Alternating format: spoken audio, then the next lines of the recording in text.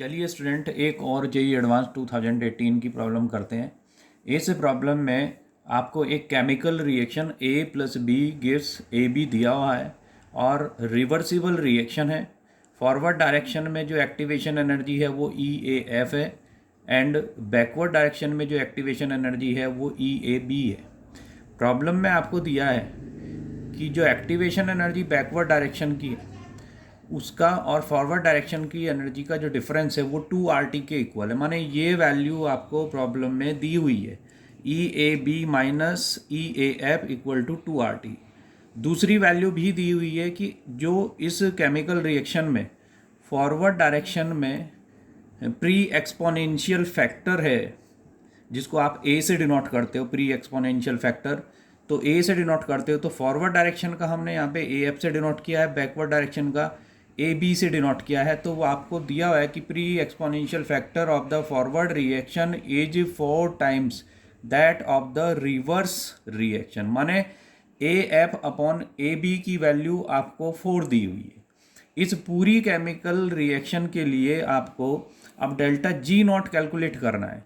तो delta G naught का formula हमें पता है, delta G naught equal to minus RT ln equilibrium constant.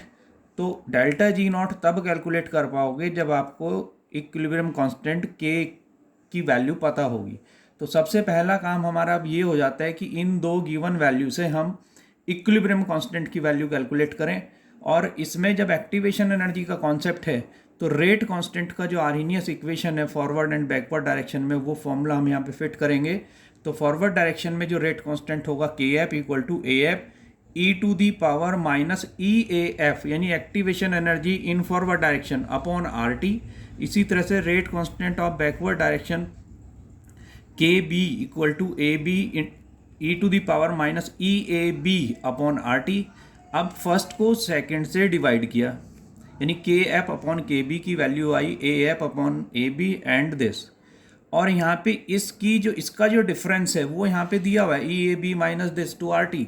तो माइनस यहाँ पे है तो ये माइनस 2RT हो जाएगा, तो इसकी वैल्यू रखेंगे, RT से RT कैंसिल हो जाएगा।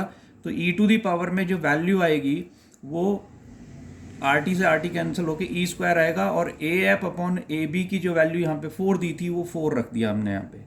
और हमें पहले से पता है कि forward direction rate constant upon backward direction rate constant जो इसकी वैल्यू होती है उसी को हम इक्विलिब्रियम कांस्टेंट K कहते हैं। तो K equal to KF upon KB equal to 4E square आया, जो कि हमने कैलकुलेट कर लिया।